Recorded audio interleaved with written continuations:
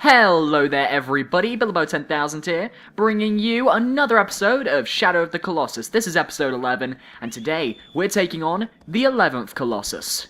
Now this Colossus is very different from your average Colossus. It's very different from the average Colossi we've been facing thus far, in the sense that the Colossi we've been facing thus far are all massive.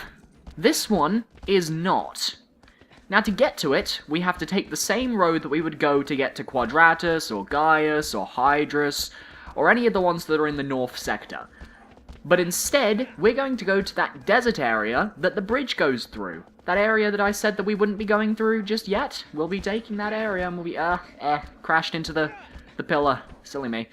Yes, we'll be taking the bridge across to the other half of the Forbidden Land, the northern half, and we will be taking on the 11th Colossi that lives in the desert.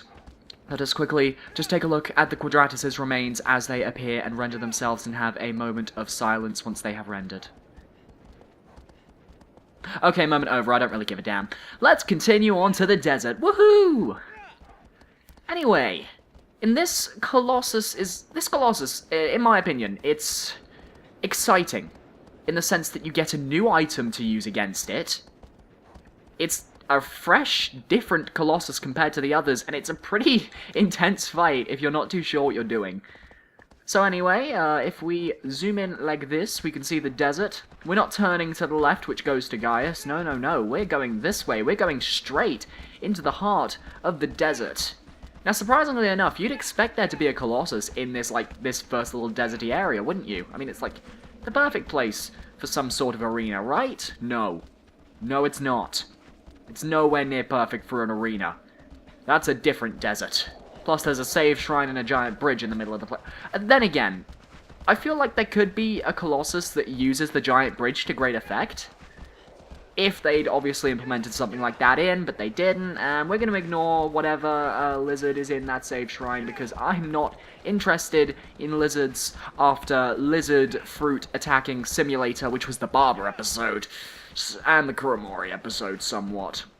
Now if you look over there, there is a ruined city. That is actually where the 15th Colossus is, and if you look down that way, going across there will take you to Hydrus. So just a neat little trick for any of you guys that can't remember how to get to Hydrus. I think this is a fruit tree here, so we may as well go get it. Oh god, it's bright. We actually do need to get off Agro here, though, so let us quickly check if there is fruit. I saw the fruit. Watcha! It was there. I saw it. I know I saw it. Ah, there's more little bits of fruit there. And there. I'm pretty sure there was other bits of fruit, though, so I'm not sure where they vanished to, or maybe I'm just insane. I won't bank on that one, though. Let's increase our health a bit. I mean, it's not like increasing your grip meter or anything, but it is worth it. It is what it is. Let me get my... Let's see. Any other fruit in this tree that I can see? No, no. Is that a bit of fruit there? Can't tell. No. Alright. Then, we don't need to go here. We need to head over this way. This way. We're not going to use Agro because he may knock us down that little cliff that you can just see under the brightness of this damn game, because this game is way too bright for its own good. You see there's a big chasm right here, right here. See that chasm? That's where the Colossus is. This is where the 11th Colossus lies. It's in the Desert Flame Temple. There's a way down into this chasm over that way by the ramp, but I'm going to use some fun little tactics because I like fun. I'm going to speed up the process somewhat, and it's going to be fun. You're going to enjoy it, guys. Alright, let's see. Is this where the balcony is? I believe, that's not the balcony, I don't think. Trying to find a balcony. As weird as that sounds, I am trying to find a balcony. So we need to kind of climb up here. We need to just kind of scope this area out. Just trying to find what the best place to drop down would be. Where is the balcony? Actually, I believe that's it there. Is that it?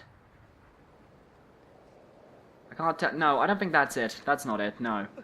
We need to head off this way, and let me see. I know there's a balcony around here. I don't know where it's gone. God damn it. Okay, we're just gonna have to take the long way around then. We're gonna jump down this hole. We're gonna live, don't worry. Whee! Cause see, Wanda can take fall damage. Now just look at Wanda. Have you noticed how his hair has just become really, really black and bland? And how he's just becoming blacker and blander and more emo himself?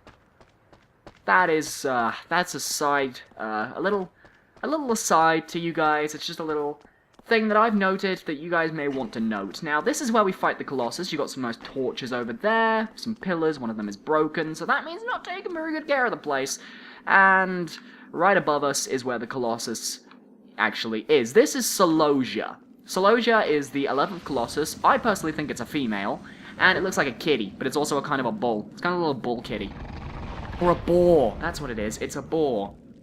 Now, one moment. Sorry, I accidentally skipped the cutscene, but one moment.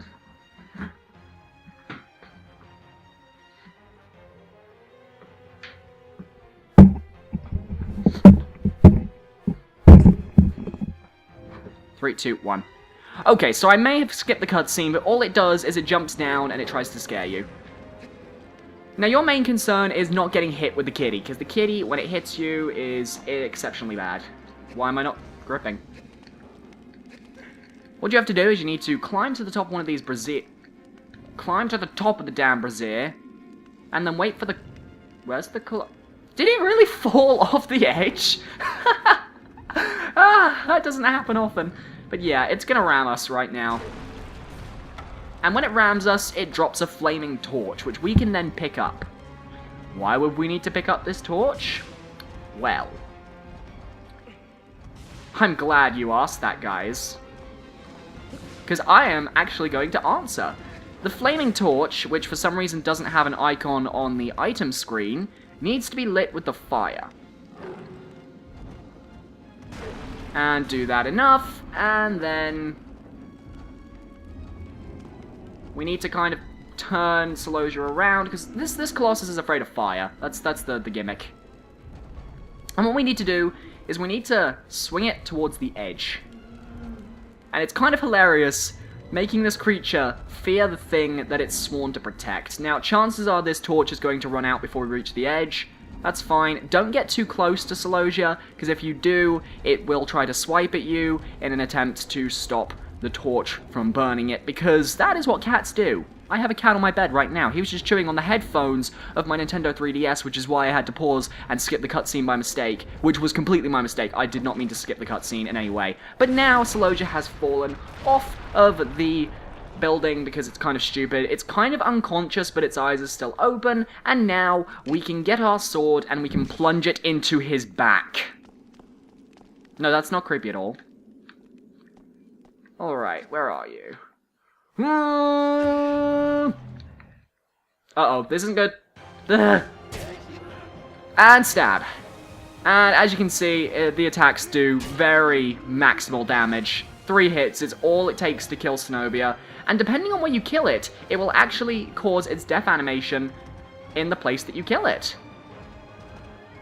Admitted, I think we're kind of glitched in this sense, because we're trying to stab and it's not happening because he's doing a run.